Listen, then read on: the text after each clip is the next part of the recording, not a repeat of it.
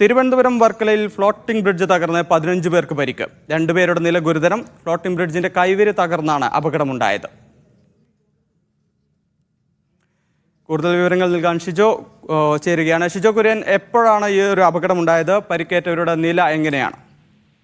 വൈകിട്ട് 5 മണിയോടുകൂടിയാണ് തിരുവനന്തപുരം വിനോദസഞ്ചാര കേന്ദ്രമായ വർക്കലയിൽ ഫ്ലോട്ടിംഗ് ബ്രിഡ്ജ് തകർന്ന് അപകടമുണ്ടായത്. ഫ്ലോട്ടിംഗ് ബ്രിഡ്ജിന്റെ കൈവരി തകർന്നാണ് അപകടമുണ്ടായത്. ശക്തമായ തിരമാലയിൽ, ഉയർന്നു പൊങ്ങിയ തിരമാലയിൽ ഫ്ലോട്ടിംഗ് ബ്രിഡ്ജിന്റെ വലത് ഭാഗത്തെ കൈവരി പൂർണ്ണമായിട്ട് തകർന്നു പോവുകയായിരുന്നു. ഈ ഭാഗത്ത് നിന്നിരുന്ന ആളുകളാണ് കടലിലേക്ക് വീണത്. 15 പേരോളം ഈ കടലിൽ വീണു എന്നാണ് നമുക്ക് ഇപ്പോൾ അറിയാൻ കഴിയുന്നത്. ഈ 15 പേരെയും രക്ഷപ്പെടുത്തി വർക്കല താലൂക്ക് ആശുപത്രിയിലേക്ക് മാറ്റിയിട്ടുണ്ട്. ഈ ആദ്യഘട്ടത്തിൽ പുറത്തു വന്ന വിവരങ്ങൾ പറയുന്നത് ഈ കടലിൽ വീണ ആർക്കും തന്നെ കാര്യമായ പരിക്കുണ്ടായിരുന്നില്ല എന്നുള്ളതാണ്. എല്ലാവരും സുരക്ഷിതരായിട്ട് ആശുപത്രിയിലേക്ക് മാറ്റിയെന്ന വിവരമാണ് ലഭിച്ചിരുന്നത്. എന്നാൽ ഇപ്പോൾ ഈ കടലിൽ വീണ 15 പേരിൽ 2 പേരുടെ നില അല്പം ഗുരുതരമാണ് എന്നുള്ള വിവരവും പുറത്തു വരുന്നുണ്ട്. ഈ 2 പേരെ ഇപ്പോൾ തിരുവനന്തപുരം മെഡിക്കൽ കോളേജ് ആശുപത്രിയിലേക്ക് പ്രവേശിപ്പിച്ചിട്ടുണ്ട്.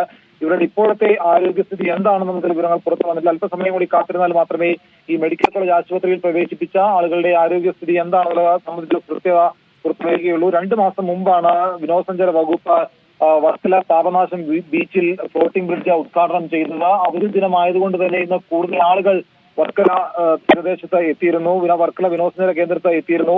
കൂടുതൽ ആളുകൾ ഈ ഫ്ലോട്ടിംഗ് ബ്രിഡ്ജിൽ കയറിയതുകൂടി അപകടത്തിന്റെ തീവ്രത ഇരട്ടിയാക്കിയെന്നാണ് ലൈഫ് ഗാർഡുമാർ അടക്കമുള്ളവർ പറയുന്നത്. രാവിലെ മുതൽ തന്നെ ശക്തമായ തിരമാലയുണ്ടായിരുന്നു. ശക്തമായ കടൽക്ഷോഭത്തിൽ ഈ ഫ്ലോട്ടിംഗ് ബ്രിഡ്ജിന്റെ കൈവരി തകർന്നത്. എന്തായാലും ഈ കടലിൽ വീണ എല്ലാ ആളുകളെയും വളരെ പെട്ടെന്ന് തന്നെ രക്ഷപ്പെടുത്തിയിരുന്നു. ഈ കടലിൽ വീണ ഈ ഫ്ലോട്ടിംഗ് ബ്രിഡ്ജിൽ ഉണ്ടായിരുന്ന ആളുകൾ ലൈഫ് ജാക്കറ്റ് ധരിച്ചിരുന്നുവെങ്കിലും ശക്തമായ തിരമാല കാരണം ഇവർക്ക് സ്വയം കരയിലേക്ക് നീന്തിയെത്താൻ കഴിഞ്ഞില്ല. ലൈഫ് ഗാർഡുമാരും അവിടെ ഉണ്ടായിരുന്ന മറ്റു ആളുകളും ചേർന്നാണ് ഇവരെ രക്ഷപ്പെടുത്തി കരയിലേക്ക് കൊണ്ടുവന്നത്. എന്തായാലും മറ്റ് 13 പേർക്കും കാര്യമായ ആരോഗ്യ പ്രശ്നങ്ങളില്ല. 2 പേരുടെ നിലയാണ് അല്പം ഗുരുതരമാണ് എന്ന വിവരം പുറത്തു വരുന്നത്.